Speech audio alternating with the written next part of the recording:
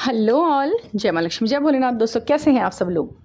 आज की इस वीडियो को शुरू करने से पहले मैं आप लोगों का धन्यवाद कहना चाहूँगी कि मैंने जो पिछला वीडियो अभी परसों को जो मैंने वीडियो आपके साथ शेयर किया था, उसमें जो मैंने बातें कही हैं दुख तकलीफ जख्म पीड़ाओं के बारे में, इस जर्नी से संबंधित होने वाले, उसको आपने बहुत अप्रिशिएट किया है। और आपने ये बहुत अच्छे अच्छे कमेंट लिखे आप लोगों ने कि हाँ मैम, इस तरीके से इस बात का वर्णन इससे आपने ही किया है। पहली बार ऐसे मैंने वीडियो नहीं सुना जिसमें इस तरीके की बातें हैं कि हाँ भाई इस तरीके का जख्म है और हम क्या करें, किसकी गलती है, ये यूनिवर्स की है क्या, वो इंसान हमें परेशान कर रहा है, कौन है गलत, कौन है दोषी, हम हैं या वो है, या कौन है, या यूनिवर्स है। और ये सारी इन बातों के बारे में जब जिक्र कर रहे हैं आप, तो हमें अपनी अपनी लाइफ भी याद आ रही है और ये लग रहा है पता कि ये हुआ तो हुआ क्यों, अच्छा ऐसा इसलिए हुआ, ठीक है।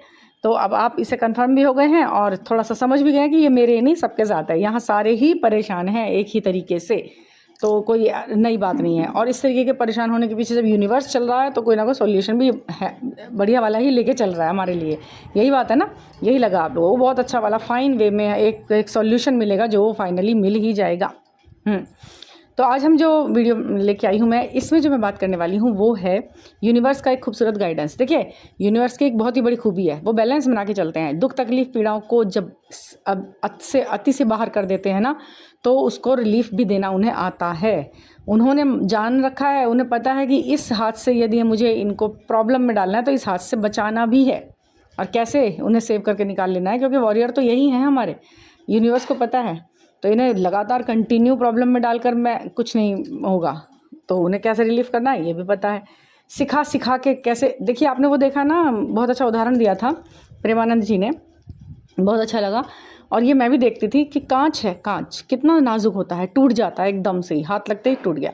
लेकिन वही कांच जब बुलेट प्रूफ बन जाता है तो उससे बढ़िया, उससे अच्छा, उससे खूबसूरत उदाहरण कोई नहीं है मजबूती का, जो बुलेट तक को झेल गया। कांच है वैसे वो, तो कैसे झेला वो, उसको, उसमें क्या हुआ, ऐसा क्या है उसके अंदर स्पेशल बनाया गया इंसान द्वारा, हमने क्या खोज की थी उसके साथ ऐसी, जो वो ब्लड प्रूफ बन गया। इतनी नाजुक चीज़, सबसे नाजुक चीज़ सबसे मजबूत बन गई।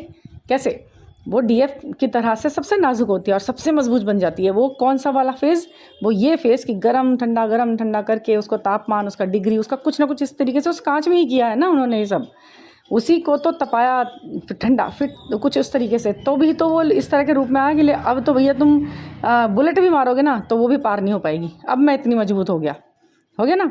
तो यही चीज़ है, आपको दुख तकलीफ, सुख दुख, गरम ठंडा, परेशानी, घबराहट, बेचैनी, रिलीफ, होप, उम्मीदें, आशाएं, काबिलियत, कामयाबी, ये सब दे दे के आपको इस तरह का बना देंगे, फौलाद से भी बेहतरीन।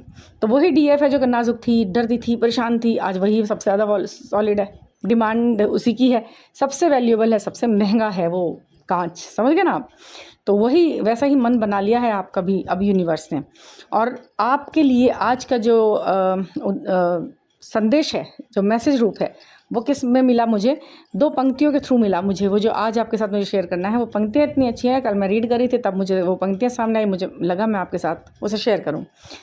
माटी से माटी मिले खो के सभी निशान, किसमें कितना कौन है, कौन करे पहचान। मतलब कि दो मूर्ति, इसका मतलब ये है कि अगर हमने दो मूर्ति बनाई, एक आपकी और एक आपके डीएम की, ठीक है, उन दोनों मूर्तियों को बनाया और फिर से एक कर दिया, उस मिट्टी को फिर से वो करके एक कर दिया, फिर से वही वो एक हमने एक दो बना लिया, फिर से दोनों मूर्तियों को एक साथ समेट कर, अब दोबारा से वो दो मूर्तियाँ बनाई, वही वाली आपकी और आपके डीएम की। अब ये कैसे पता लगे कि जो जिस मूर्ति में आपके वाले मिट्टी लगी बनी थी, जिस मिट्टी से आप बने थे, वही मिट्टी कितनी ज़्यादा वाली आपके डीएम वाले में बन गई, चली गई है, और कितनी ज़्यादा उनकी वाली मिट्टी जिसमें वो बने थे वो आपके अंदर आ गई है ना।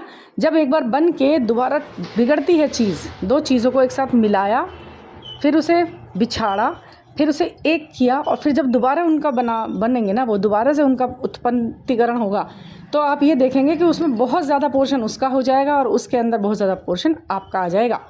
तो ये चीज़ अब आ चुकी है, समझ रहे हैं आप, ये सबसे बड़ा साइन है यूनिवर्स का। इस तरह की पंक्तियाँ मेरे सामने आना और मेरा उनको आपके आगे ये आपके साथ शेयर करना, कहीं ना कहीं इस चीज़ का ही संकेत है कि अब आपको ये संदेश देना चाहता है यूनिवर्स कि भाई अब आधे से ज़्यादा डीएम तो तुम खुद ही बन चुके हो और वो आप जैसा हो चुका है, ठीक है। बने, बिगड़े, फिर बने, और अब क्या बने, अब देखने लायक बने, अब आप ये सोचने लायक बने कि अब मैं परफेक्ट हूँ, fully perfect, fully protected, fully awaken और कॉन्फिडेंट, है ना। ये सब चीज़ें अंदर आ गई और अब कोई क्रेविंग ऐसी वाली नहीं है कि भाई मुझे देखना ही देखना है, भाई मुझे बात करनी करनी है, अब मैं उसके बिना तो जी नहीं सकती हूँ, मैं तो ये हो जाऊँगी।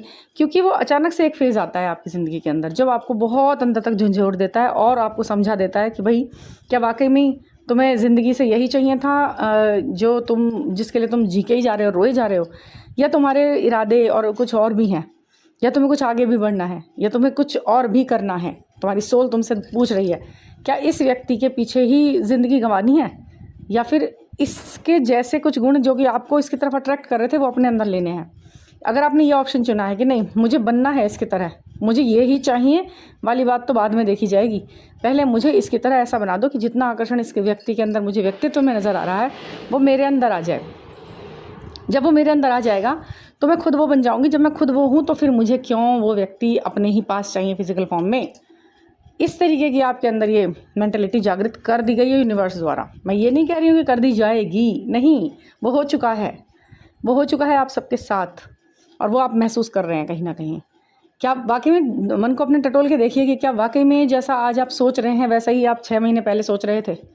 कितनी क्रेविंग थी, कितना प्रॉब्लम में थे आप। अब वो चीज़ किसी भी तरह हुई है, टाइम के साथ हुई है या ये पोर्टल्स के बाद हुई है, कुछ अवेकन हुए हैं, कुछ वीडियोस अच्छी आ गई सामने, कुछ बातों से ऐसा अंदर से इंस्पिरेशन मिला, ये जो भी हुआ, लेकिन वो हो गया। तो ये आपके लिए बधाई की बात है और इसी तरह से आगे बढ़ने की जो ललक है आपको वो और आगे बढ़ाएगी। आप सोच भी नहीं सकते कि आप इस जर्नी के माध्यम से जो सबसे ज़्यादा बुरा लग रहा है ना वही आपको सबसे ज़्यादा आगे पहुँचाने वाला काम करेगी। हर किसी कमज़ोरी को अपनी ताकत बना लेना इंसान की प्रवृत्ति होनी चाहिए और यही गुण ईश्वर आपके अंदर डेवलप करना चाहता है इस जर्नी के माध्यम से। जितनी चीज़ अपनी कमज़ोरी लग रही हैं सबको अपनी ताकत बना लो। जिस चीज़ के खोने का भय है उसको सोचो कि वो मैं उस है नहीं, वो मेरे पास में, वो मेरे लिए कहाँ है, वो ऐसा सोच लो, कोई दिक्कत नहीं।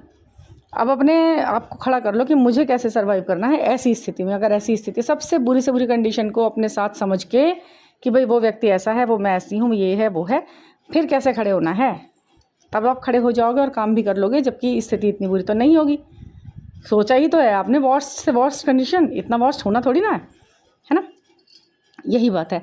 और जब ईश्वर साथ है तो गलत तो नहीं होगा, गलत होने जैसा डर ज़रूर दिखाया जाएगा मगर वो आगे जाकर सब सेटल होने वाला है, सभी फिक्स हो जाएगा अपने आप।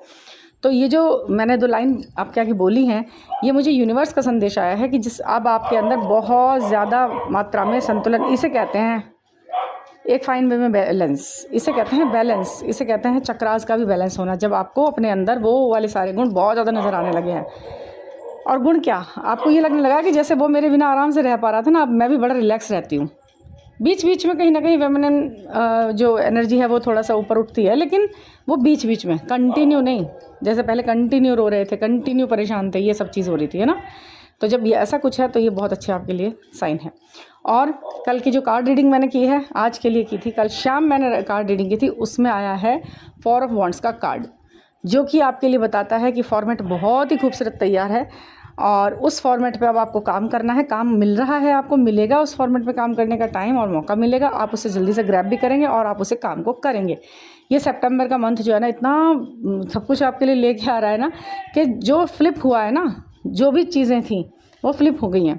अब उसे ऐसे कंटिन्यू बनाए रखने के लिए अब आपको थोड़ा सा मंत्रा, चैंटिंग, पूजा पाठ, प्रार्थनाएं कर लेना दिन का एक टाइम निकाल कर। ऐसा नहीं कि पूरा दिन ही उसमें घुस रहे हैं, मंत्र जाप कर रहे हैं, मालाएं कर रहे हैं, नहीं, ऐसा कुछ नहीं करना है आपने बस थोड़ा अच्छा वाला टाइम, एक कुछ नियत समय 15 मिनट 20 मिनट आपने भगवान की उसमें लगाने हैं। उसमें आप मेडिटेशन कर सकते हो, ईश्वर के सामने बैठ करके चैंटिंग कर सकते हो, स्विच वर्ड कर सकते हो, कोई टेक्निक कर सकते हो और बस कुछ नहीं, इससे ज़्यादा कुछ नहीं। बस 20 मिनट भी अगर आप दे दिए तो वो आपका पूरा इनर वर्क है।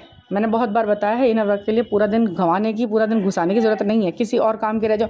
बहुत से लोग बताते हैं मैं थक जाती हूँ फिर भी इनर वर्क करती हूँ, रात में बैठकर बहुत थक जाती हूँ, क्या इनर वर्क कब तक करते रहना पड़ेगा। मतलब ये कोई लेबर थोड़ी है कि जो आपको करते ही रहना पड़ेगा। हाँ, शरीर नहीं साथ दे रहा, मन साथ नहीं दे रहा, दिमाग साथ नहीं दे रहा, करना ही पड़ेगा। ये कोई तरीका, ये कोई बात नहीं है, ये कोई प्रोजेक्ट नहीं है जो आपको लिखना ही है पूरा रात भर बैठ कर और वो कंप्लीट हो गया तो सबमिट करना है कहीं, नहीं, ऐसा कुछ नहीं है। कोई ऐसा आपके ऊपर बाउंडेशन नहीं है कि भाई आप जो है इस तरह करो ही करो, नहीं। आप जितना मन लगे उतना करो, जितने में संतुष्टि प्राप्त हो उतना करो, जितने में मन खुश हो उतना करो और बस उठ जाओ उस काम को करके वहाँ से। कोई ज़रूरत नहीं है चक्रा पे मन कर रहा है अगर करने का, और मन है और रिलैक्स महसूस कर रहे हो, लाइट फील कर रहे हो तो करो। अगर नहीं कर रहे हो तो बीच में ब्रेक दे सकते हो, बस मेडिटेट करके ऐसे ही उठ सकते हो।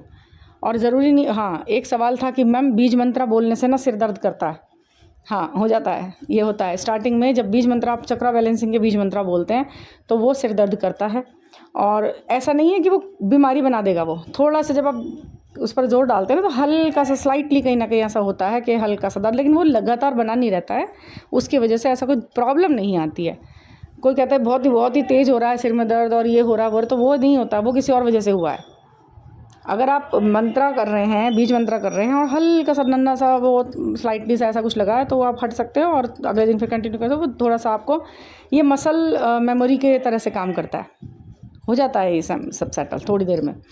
तो कोई भी अगर आपको गाइडेंस लेनी है तो 9410671874 पर आप मुझसे कांटेक्ट कर सकते हैं और हम बात करेंगे 1-to-1 और टैरो रीडिंग, न्यूमेरिक रीडिंग, चंद मंत्र चैंटिंग और जितने भी आपके लिए वैल्यूएबल चीज़ें हैं सारी सामग्री मैं आपको सजेस्ट करती हूँ, आपके साथ शेयर करती हूँ।